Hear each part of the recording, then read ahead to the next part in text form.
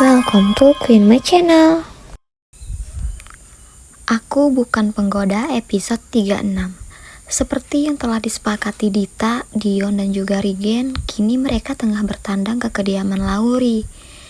Tak lama pintu pun terbuka dan nampaklah seorang wanita parubaya yang bekerja di kediaman Lauri.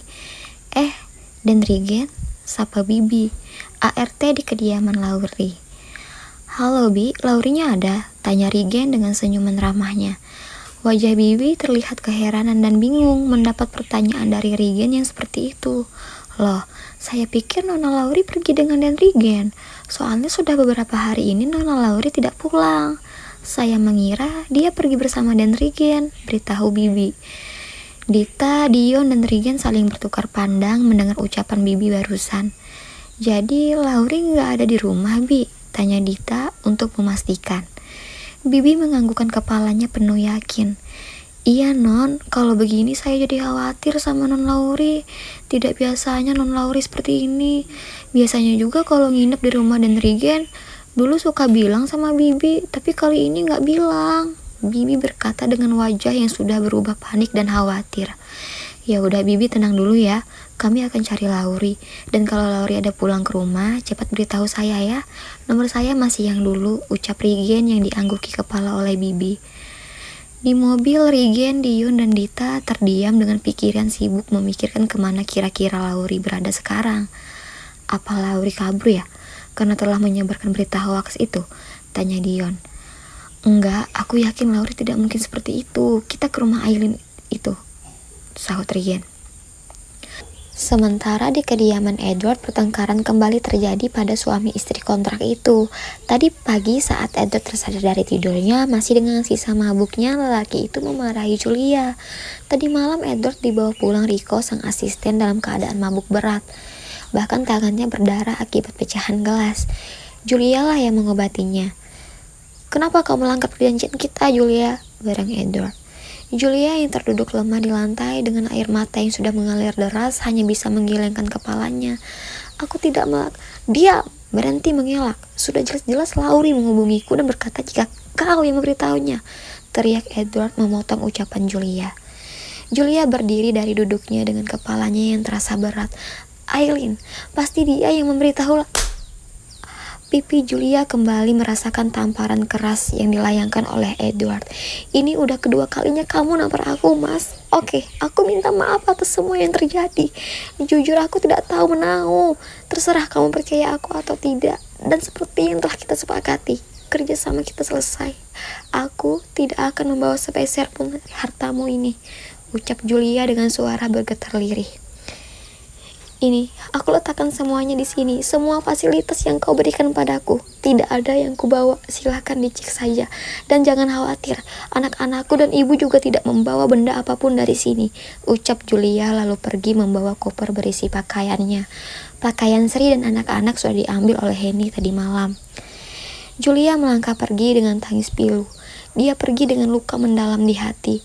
Dia pergi dengan rasa sakit yang dia tanggung padahal bukanlah kesalahan dia. "Tak apa Julia, Tuhan tahu yang mana yang benar dan yang mana yang salah," batinnya terus melangkah dan pergi menggunakan taksi untuk pergi ke apartemen Henny. Sesampainya di apartemen Henny, Julia sudah tak bisa menahan tangisnya. Dia menangis sejadi-jadinya di pelukan sang ibu. Beruntungnya Henny sedang membawa Revano dan Kevano jajan, jadi dia tak perlu berpura-pura kuat dan tegar di depan sang anak. "Semuanya hancur, Bu. Kita harus gimana sekarang?" "Kita hanya perlu sabar menjalani cobaan dari Tuhan ini, Nak. Memang susah, tapi lihatlah ke belakang. Selama ini kita bisa melewatinya, kan? Sekarang pun sama, kita juga pasti bisa melewatinya," ucap Sri menghapus belakang Julia. "Besok kita pindah ya, Bu. Kita tinggalkan semua kehidupan sini. Kita pindah ke kampung. Tapi bukan kampung toksik itu. Kita pindah ke kampung halaman ibu aja gimana?" ucap Julia. Sri menganggukkan kepalanya. "Iya Nak, kita pulang ke kampung ibu saja. Tapi, apa kamu punya uang?" "Ada Bu, ini bukan uang Mas Ed kok. Ini uang hasil tabungan aku jadi reseller di shopping. Memang tidak banyak, tapi cukup untuk kita pulang dan mulai hidup yang baru."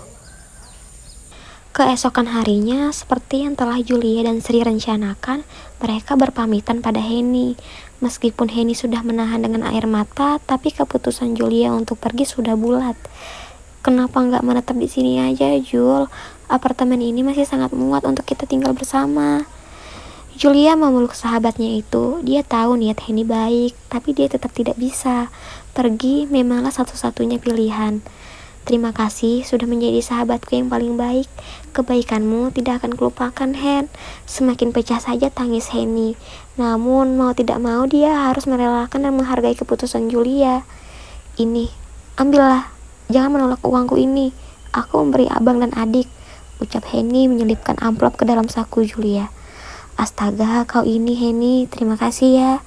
Jika kau ada waktu, mainlah ke kampung meskipun jauh. Aku akan datang, Jul. Dan setelah berpamitan pada Henny, Sri, Julia, dan kedua anaknya pun pergi jauh ke kampung halaman Sri. Edward menatap lemari yang sudah kosong, rumah yang terasa sepi. Di tetapnya, semua fasilitas yang pernah ia berikan pada Julia kini tergeletak di atas meja.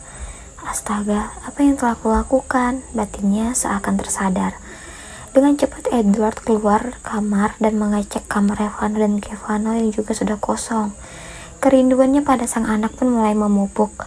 Abang, adik, lirihnya. Kakinya terus melangkah menuju ruang bermain. Di sana masih lengkap semua mainan Revano dan Kevano yang ia belikan. Tak ada satupun yang dibawa pergi. Setitik air bening pun jatuh menuruni pipi Edward. Astaga, apa yang kulakukan? Tubuhnya luruh jatuh ke lantai.